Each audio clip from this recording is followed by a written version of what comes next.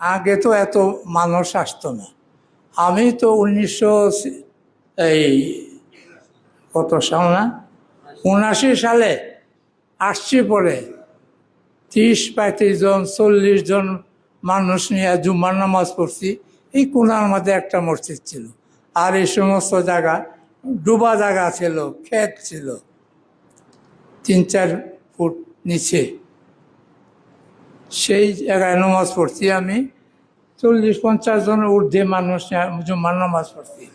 কখন তো বোধ হয় 100 মানুষ হয় নাকি পাগলা মসজিদ জুম্মার মধ্যে? হ্যাঁ, 20,000। ওরে বাবারে, শূন্য বাইরে গেছে। সে যাই হোক, হ্যাঁ, এই পাগলা মসজিদ তো আগে এই যে মানুষ যে দান করার প্রবণতাটা, ছোট আছেন সময় তো মানুষ কম, কিন্তু এই প্রবণতাটা আরো আগের থেকে। দেওয়ানবাড়ির হয়মতনগর দেওয়ানবাড়ির লাস্ট জমিদার, ওনার নাম ছিল মান্নান দাদ খান। কি নাম? মান্নান দাদ খান, হয়মতনগরের লাস্ট জমিদার। ওনারে আমি দেখি নাই, তবে দেখছি মারা যাওয়ার পর তার লাশ গিয়া দেখছি। আমি ছোট জামিয়া আমদাদিয়াতে পড়ি, লাশ যায় দেখছি। এরপরেও সায়েরা মিয়া আরেকজন ছিল, সে আমার বাসা পর্যন্ত আসছে, সায়েরা মিয়া। এই লাশ জমিদার মান্নান দাদ খান, উনি আমার এক আত্মীয়র সাথে বলছেন, এই পাগলা মসজিদ হওয়ার আগে তাদের ফ্যামিলির লোকজন দেখলো হিন্দু প্রধান এলাকা ছিল, হিন্দু প্রধান এলাকা, আর এটা খরস্রোতা নদী, খরস্রোতা নদী। হ্যাঁ, তো উনি বলতেছেন এখানে হিন্দু লোকেরা আইসা ভুগ দেয়, নদীতে ভুগ দেয় না কি, পূজা করিয়া পরে মূর্তি বানায়া পূজা করে, আর এই মূর্তি আর আবার বাঁশ দেয়া খাওয়াইয়া পানি দিয়ে ডুবাইয়া মূর্তির 12টা বাজায় দেয়। হ্যাঁ হ্যাঁ, এই আবার ভুগ দেয়, ভুগ কলা এটা হেলা ভুগ দেয়। স্বল্প মুসলমান ছিল, তারাও আইসা হিন্দুদের সাথে এই ভোগ দিত, বুঝলেন, মসজিদ নির্মাণের আগে। উনি ইতিহাসটা বলছেন, যার কাছে তিনি আমার কাছে বলছেন। হ্যাঁ, এই অবস্থা তো ছিল না, এখন তো পানি নাই।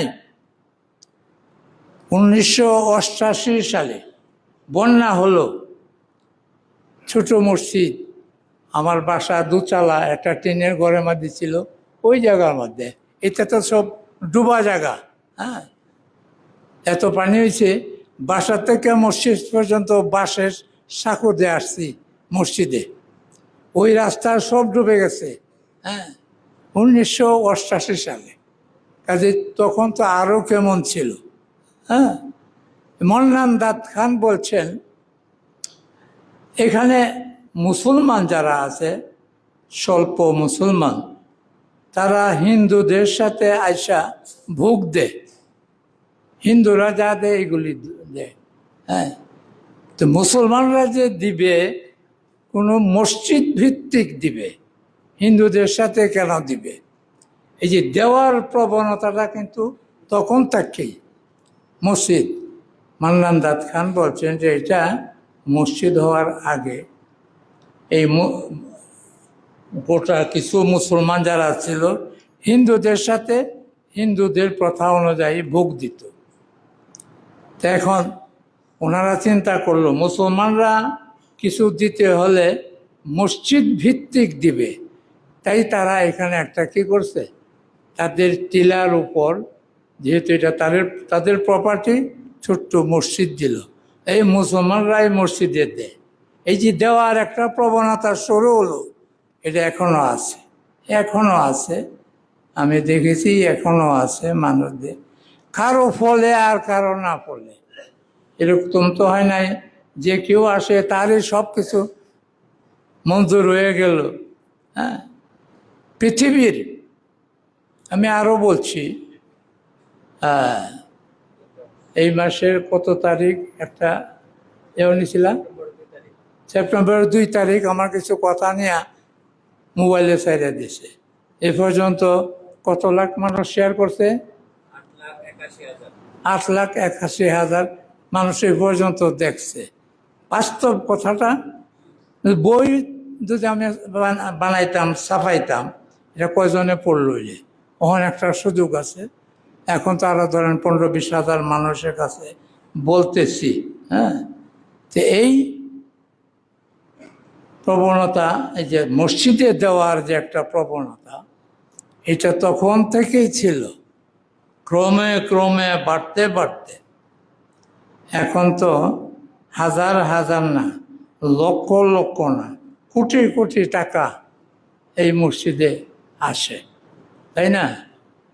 কাজেই এই মসজিদে সম্পর্কে 3টা কথা, বাস্তব কথা বললাম।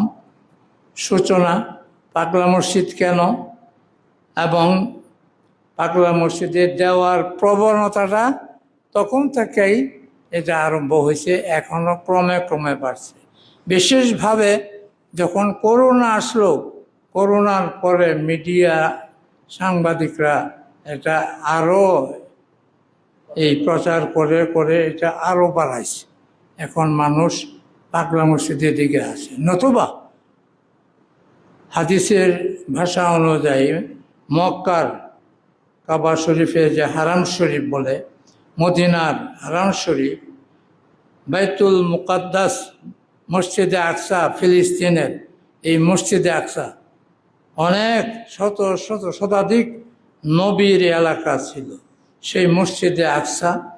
আর মদিনার 2টা মসজিদ, মসজিদে কুবা এবং মসজিদে কিবলাতাইন, হাদিসে আছে যে মসজিদের 2 রাকাত নামাজ পড়লে উমরার সওয়াব হয়। এই কয়টা মসজিদ ছাড়া মক্কা আরও মসজিদ আছে না, মদিনা শতাধিক মসজিদ আছে। আকাশচুম্বী মসজিদ হোক আর টিনের ঘর, সোনের ঘরের মসজিদ হোক, মর্যাদা একই। এটা হইল বাস্তব কথা। হ্যাঁ, এখন পাগলা মসজিদে কেন মানুষ এত আসে, এটা আল্লাহ রাব্বুল আলামিন জানেন, আমি তো জানি না। আল্লাহ রাব্বুল আলামিন জানেন কেন। এটা আমি তো সূচনা থেকেই বললাম, মানুষের দেওয়ার প্রবণতাটা বাড়তে বাড়তে পাগলা মসজিদ সম্পর্কে এরকম হলো। আচ্ছা, এই ব্যাপারে আর আমি আর কথা বলতেছি না। আর পাগলা মসজিদে এখন খুব লোকের সগমন হয়, আসে লোক, কয়েক হাজার, আমার বিশ্বাস কয়েক হাজার মহিলাই আসে। আর পুরুষ যারা আছে তা আপনারা দেখতেই আছেন। সমস্যা হইল মহিলা কয়েক হাজার।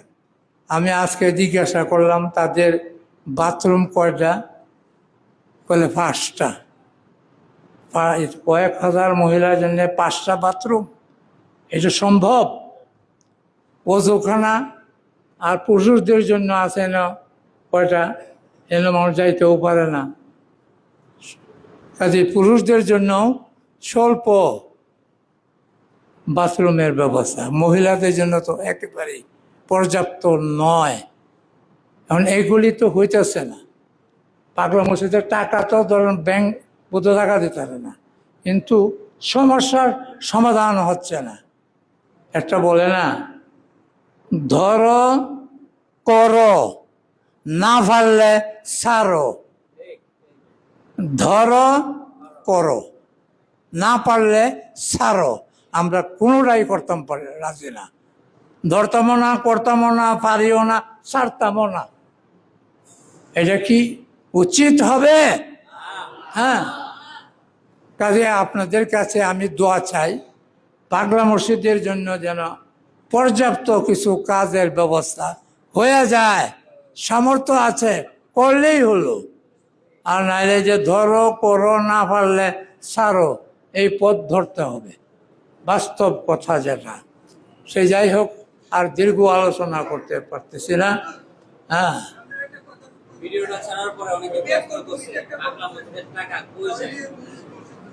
পাগলা মসজিদের টাকা কই যায়? আমাদের মসজিদ কমিটির সভাপতিকে জিজ্ঞাসা করো। কোথায় যায় না, সব ব্যাংকে জমা হইতাছে। কোথায় যায় না, কিছু করা হয় না কেন, এই যে মসজিদ কমিটির সভাপতি আছে তাদেরকে জিজ্ঞাসা করেন। আমি বললে তারা তো গুসা হইতারে, গুসা গুসা করে লাভ নাই। সে যাই হোক, দোয়া করেন যে পাগলা মসজিদে মানুষ দান করে, সেই দানের যেন সুব্যবস্থা আল্লাহ কইরা দেন।